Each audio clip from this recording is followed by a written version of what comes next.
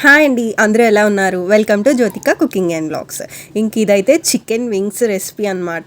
Restaurant స్టైల్లో ఉంటుందండి. So దీనికోసం అయితే శుభ్రంగా కడిగి పెట్టుకున్న ఇలా చికెన్ వింగ్స్ని అయితే తీసుకున్నాను. నేనైతే కొంచెం పెద్ద సైజువే కొట్టించుకున్నాను అనమాట. సో అందులోకి కొంచెం పెప్పర్ పౌడర్, ఇంకా కాస్త పసుపు, ఇంకా 1 లేదా 2 టీ స్పూన్స్ వరకు కారం కూడా వేసేసుకున్నాను. ఇంకా 1 టీ స్పూన్ అల్లం వెల్లుల్లి పేస్ట్. ఇదైతే సిజ్వన్ సాస్ అనమాట. సిజ్వన్ చట్నీ ఉంటుంది కదా, సో అది వేస్తే ఏంటంటే టేస్ట్ చాలా బాగుంటుంది అనమాట. తర్వాత 1 స్పూన్ సోయా సాస్, ఇంకా వెనిగర్ 1 స్పూన్ అయితే సరిపోతుంది. తర్వాత ఇందులోకి మీరు తీసుకున్న క్వాంటిటీకి తగ్గట్టుగా సాల్ట్ అయితే యాడ్ చేసుకోండి. అప్పుడు పవర్ అయితే పోయిందండి, అందుకే లైట్ తేడా వచ్చిందనమాట. నేను తీసుకున్న క్వాంటిటీ వచ్చేసి 1/2 kg అండి. సో వీటన్నిటినీ కూడా మంచిగా మసాజ్ చేసుకుంటూ మిక్స్ చేసుకోవాలన్నమాట. తర్వాత ఇందులోకి 2 టేబుల్ స్పూన్ల వరకు కార్న్ఫ్లోర్ని అయితే యాడ్ చేశాను. ఇంకా 3 టేబుల్ స్పూన్లు మైదా, ఇంకా 2 టేబుల్ స్పూన్ల వరకు బియ్యం పిండిని కూడా యాడ్ చేసేసుకోండి. సో బియ్యం పిండి వేయడం వల్ల ఏంటంటే కొంచెం క్రిస్పీగా ఉంటుంది అన్నమాట.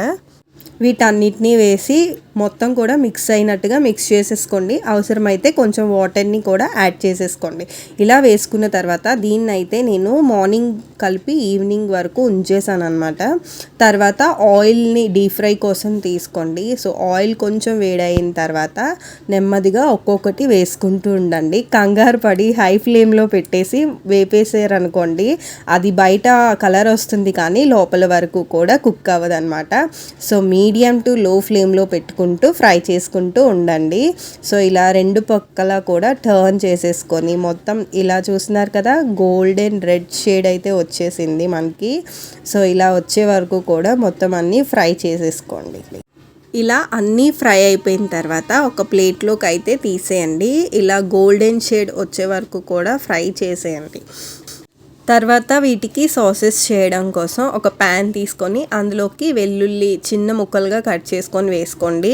తర్వాత అందులోకి ఒక పచ్చిమిర్చి చిన్న ముక్కలుగా కట్ చేసి వేసుకోండి. అది కొంచెం బాగా ఫ్రై అయిపోయిన తర్వాత అందులోకి 2 ఆనియన్స్ని అయితే కట్ చేసుకొని ఇలా గోల్డెన్ బ్రౌన్ షేడ్ వచ్చే వరకు ఫ్రై చేసుకోండి. ఫ్రై చేసుకున్న తర్వాత అందులోకి 1 spoon Schezwan chutney, 1 spoon red chilli sauce, ఇంకా 1 స్పూన్ వెనిగర్, ఇంకా 1 స్పూన్ వరకు టమాటో సాస్ వేసుకోండి. వేసుకున్న తర్వాత లాస్ట్లో సోయా సాస్ని అయితే వేసేసి వీటన్నిటిని కూడా హై ఫ్లేమ్లో పెట్టుకొని టాస్ చేసుకోండి సాసెస్ అన్నీ కూడా. తర్వాత కార్న్ ఫ్లోర్ ఒక 2 టీ స్పూన్స్ అయితే సరిపోద్ది. వాటర్లో మిక్స్ చేసుకొని వేసుకోండి. ఇంకా వాటర్ కనుక సరిపోకపోతే కాస్త ఎక్స్ట్రా వేసుకొని ఇలా మొత్తం థిక్ కన్సిస్టెన్సీ వచ్చే వరకు కూడా మిక్స్ చేసుకోండి. 1 నిమిషం పాటు అయితే సరిపోతుంది. మనం ఫ్రై చేసుకున్న చికెన్ని దీంట్లో వేసేసి మొత్తం సాసెస్ అన్నీ కూడా దీనికి పట్టేలాగా మిక్స్ చేసేసుకోవడమే. ఫైనల్గా కొంచెం షుగర్ వేయడం అయితే మర్చిపోకండి.